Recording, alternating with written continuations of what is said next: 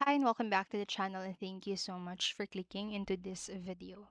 So in this video, I am going to teach you how to butcher pulse in Palworld, how to use a meat cleaver. So make sure that you stay until the very end of this video so you don't miss any important step or information. And without further ado, let's get on it.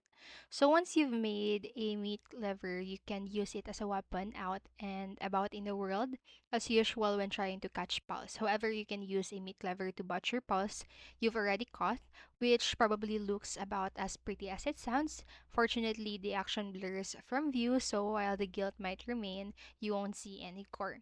So you can butcher paws in Palworld by following these steps right here. And the first thing that you need to do is to equip the meat cleaver as weapon in your inventory slots and summon a pal you no longer want. As butchering a pal is permanent, so if playing on Xbox, this means pressing the left shoulder button to summon a pal in Palworld.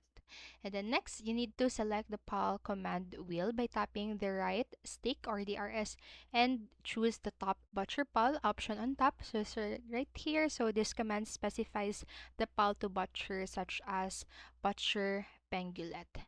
And then next, a short blurred out sequence right here follows, showing your character swinging the meat cleaver a couple of times. So butcher paws usually drop meat or other varieties of loot before they vanish from view, so channeling your inner horror movie slasher trope to butcher pals is also a quick way to manage your inventory of pals if you've just caught too many. And so that's it for this video. Those are the simple steps that you need to do if you want to use BitClever to butcher pals in Palworld. So make sure that you like, subscribe, and hit notification bell button so you don't miss a video. Thank you so much for watching and have a great day. Bye bye.